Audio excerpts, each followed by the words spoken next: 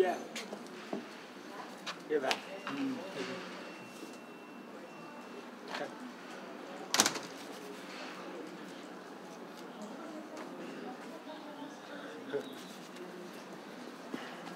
Very good. Yeah. 好。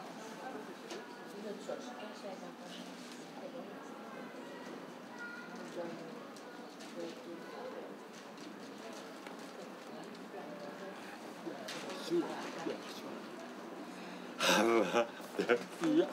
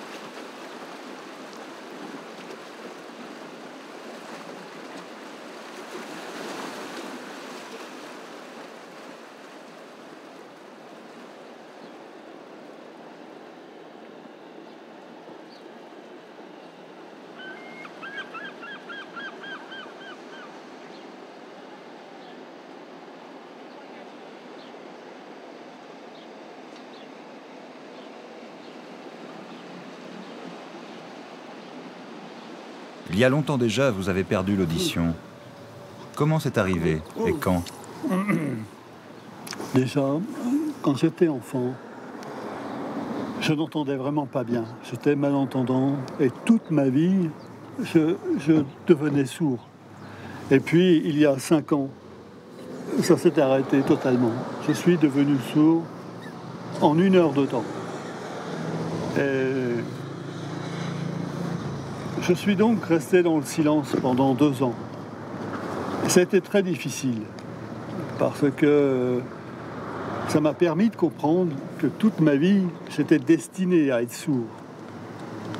Et lorsque je suis devenu sourd, finalement, après 1 année, j'étais content d'être sourd. J'étais à l'aise avec la surdité. Je me suis aperçu que je savais lire sur les lèvres. Il y avait les SMS. Et il y avait Internet. La surdité était moins difficile à supporter qu'avant. Et j'étais moins stressé. Après, on m'a proposé l'implant et pour pouvoir communiquer avec ma famille, parce que lorsqu'on devient sourd, c'est toute la famille qui devient sourde en même temps. Et c'est très difficile aussi pour la famille. Et pour ma famille, j'ai eu envie de tenter l'implant. Et ça m'a redonné de l'audition qui m'a permis de pouvoir converser, de pouvoir comprendre ma femme, mes enfants. C'était le plus important pour moi. Mais au fond de moi, je me sens mieux quand j'enlève mon implant et que je me sens sourd. C'est ma véritable nature que je cherchais en fait depuis tout petit. J'étais destiné à être sourd. Enfin, je l'étais. Vraiment, je trouve que vous avez quelque chose d'assez exceptionnel par rapport aux autres personnes devenues sourdes, qui ont souvent des difficultés à trouver leur place. Quand j'étais malentendant, je regardais les sourds signer. C'était très intriguant, mystérieux. J'étais très intéressé de les regarder signer. Lorsque je suis devenu sourd, j'ai eu envie de me rapprocher des sourds et de découvrir cette langue. J'ai rencontré une enseignante en langue des signes, j'ai pris quelques cours avec elle et j'ai découvert une langue extraordinaire, une langue vivante. C'était pas la langue d'un sourd, c'était une langue universelle qui pourrait être universelle. Et j'ai découvert beaucoup de beauté dans les signes. Ça m'a énormément plu et c'est plus par plaisir que par utilité que j'apprends cette langue. Parce que je pourrais rester entendant malentendant et parler avec ma femme, mes enfants, et en rester là. Mais ce qui me plaît justement, c'est de pouvoir signer avec des sourds et découvrir ce monde qui en fait est le mien, même si toute ma vie en tant que malentendant, je refusais de le reconnaître.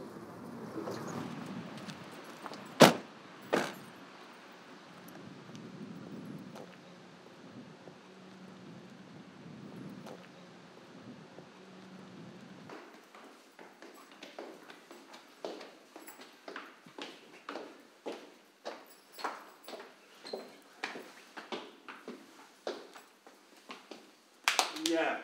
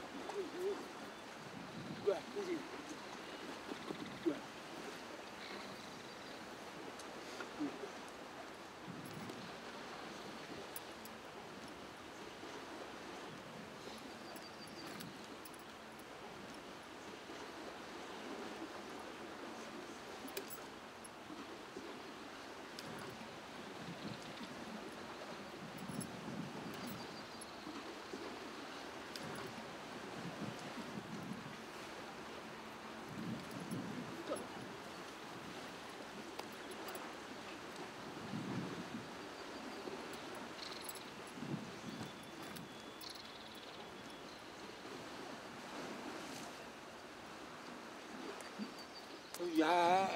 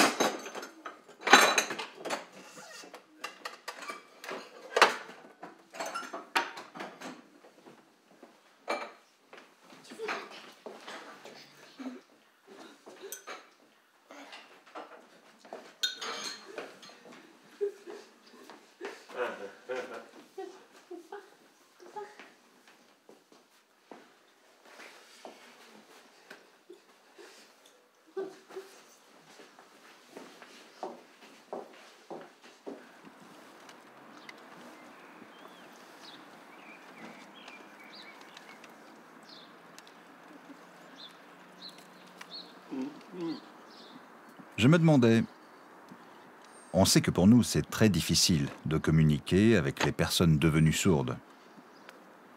Alors comment s'est passée ta première rencontre avec Jean-Pierre? Comment tu as communiqué avec lui? Je me souviens que sur le mail qu'il m'a envoyé, il disait qu'il était devenu sourd. Bon, tout de suite, je me suis dit, ça va être compliqué de communiquer avec lui. Il est entre le monde des sourds et le monde des entendants. Il m'a proposé de le rencontrer et j'ai dit oui, à condition qu'il y ait un interprète. Je savais que ce serait compliqué, mais il m'a dit que c'était déjà prévu. Alors je me suis dit, ok, allons-y. Quand je l'ai rencontré, il m'a dit bonjour, en langue des signes. On était chez lui, on discutait et l'interprète traduisait. Mais Jean-Pierre ne regardait que moi. Il me disait, comment on dit ceci, comment on signe cela? Votre langue des signes est belle. Il en avait oublié l'interprète. Il n'arrêtait pas de me fixer. Pour moi, c'était complètement inhabituel. Quand l'interprète est parti, il m'a demandé de lui donner des cours de langue des signes.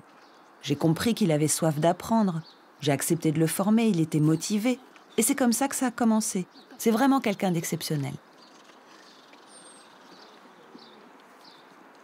Un jour, je finissais le travail à 16h. J'arrive à la maison et Jean-Pierre était là avec Luce. Ils discutaient. Jean-Pierre avait une feuille devant lui. Il était content de me voir. Il a commencé à griffonner.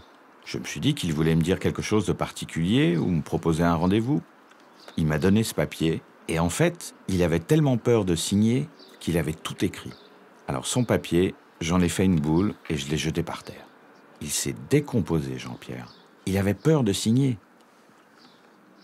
Je lui ai dit, ce n'est pas grave, vas-y, on va se comprendre. Il s'est mis à signer. Je l'ai compris. Et même s'il y avait quelques maladresses, l'important c'était de se comprendre. Quand il est parti, il m'a remercié. Il m'a dit, c'est bien ce que tu as fait avec le papier.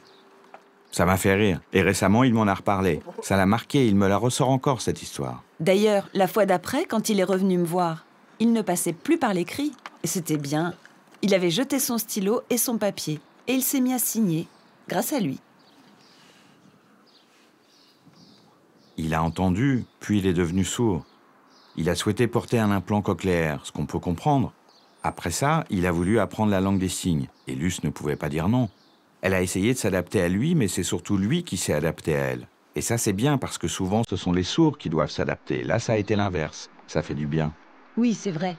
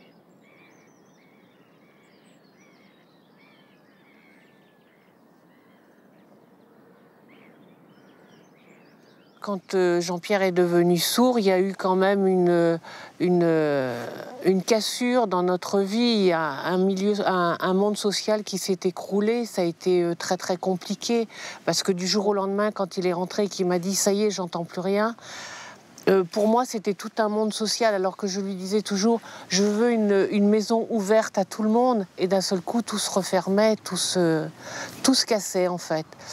Mais je crois que de créer cette association, c'était une reconnaissance pour toi, une valorisation. Et c'était important que tu le fasses. Ouais, certainement, ouais, certainement. Le fait de devenir sourd. Parce que d'un seul coup, tout s'écroulait autour de toi. Donc je crois que c'était important que tu reprennes le dessus et que tu crées quelque chose. Je reprenne confiance en créant quelque chose. C'est vrai que professionnellement, je travaillais à la vente. Et le fait de devenir sourd comme ça en 1 heure de temps m'a empêché de continuer mon travail. Donc il fallait faire une réorientation professionnelle. Et comme dit Christiane, c'est vrai que l'envie de créer quelque chose pour me prouver à moi-même que j'étais encore actif, capable de faire quelque chose, a été très important dans l'idée de cette association. Alors nous avons recherché des enseignantes et c'est à ce moment-là que nous avons rencontré Luce lors de nos recherches. Donc Luce est arrivée, nous l'avons reçue chez nous et nous étions 4 personnes de l'association en face d'elle. Il y avait une interprète. Ouais. Elle avait demandé à une interprète à être présente. Mais finalement, je me suis rendu compte que l'interprète était utile, nous était plus utile à nous qu'à elle, parce qu'elle était extrêmement à l'aise, active, elle avait une présence, une force. Et ça, je m'aperçois maintenant. Luce, par exemple, maîtrise énormément l'écriture. Et lors des mails qu'on arrive à s'échanger, moi, je trouvais normal qu'elle écrive. Maintenant, je me rends compte l'effort, l'éducation qu'il y a dû avoir derrière, le travail qu'il peut y avoir derrière pour qu'elle puisse écrire comme un entendant. Et moi, je trouve ça fabuleux. Maintenant, en contrepartie, j'essaye d'écrire comme un sourd, c'est-à-dire en images. Et j'ai énormément de mal maintenant à déstructurer ma connaissance orale d'entendant pour me mettre à la culture sourde. C'est ma volonté maintenant et c'est un travail, c'est une étude. Car il faut déstructurer son apprentissage pour reconstruire autrement. Elle nous passe cette force, c'est comme un don qu'elle a. Et je crois que c'est Emmanuel Labourie qui a dit « j'ai un don, je suis sourde ». Et j'ai compris, enfin, j'ai accepté le concept d'un don comme une aptitude particulière à vivre différemment.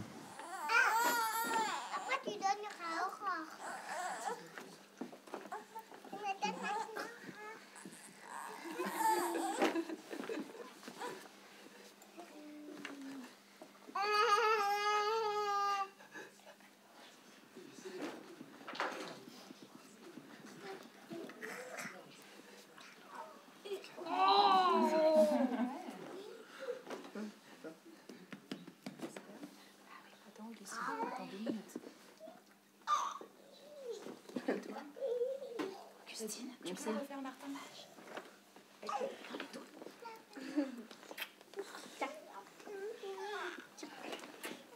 Regarde Luce, Augustine.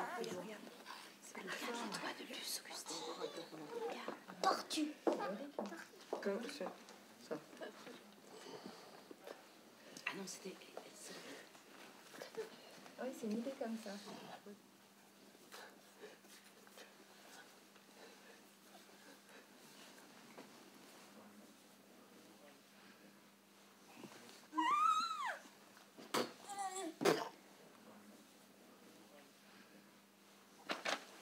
Attention, tu déchires. Après, je vous... Ouais. Oui, tu peux prendre essayer de voir. Ouais, c'est ça. T'es bien noir. Est-ce que t'es bien noir? Ouais, c'est ça. Hein. Regarde, Montre-moi. Vas-y. Tu fais la carapace. Et le pouce.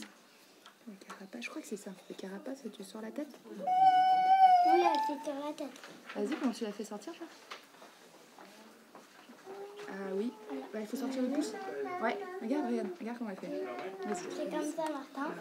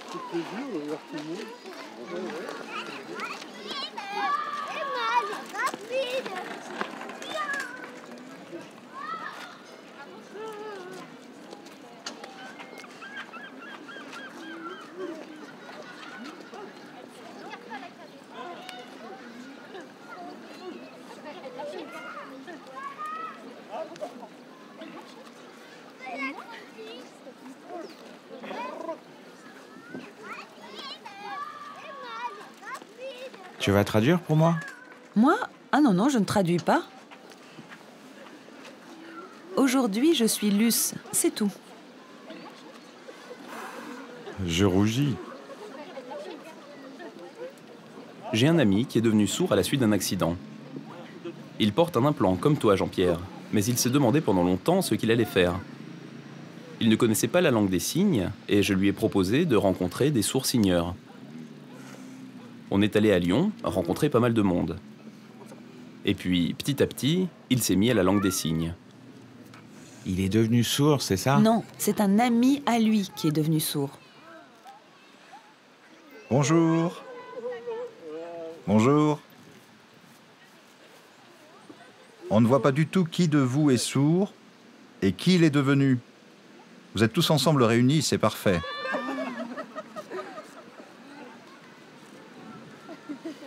À Paris, il y a une communauté sourde très importante et ça impressionne les devenus sourds. Et pour les sourds-signeurs, c'est pas évident d'aller vers les devenus sourds. Ici, les sourds, les entendants sont tous réunis, tous regroupés. Et c'est mieux. Oui. C'est bien mieux. Qu'est-ce que vous pensez de la rencontre entre devenus sourds et sourds-signeurs? L'important, c'est qu'ils arrivent tous à échanger. Parce que j'imagine que pour la plupart des personnes devenues sourdes, ce nouveau parcours de vie, cette deuxième vie, doit être difficile. Quand on a grandi entendant et qu'on perd tout à coup l'audition, il faut du courage. Je dis bravo à Jean-Pierre et c'est bien qu'on soit là tous ensemble. C'est bien. Tu as compris ce qu'elle a dit?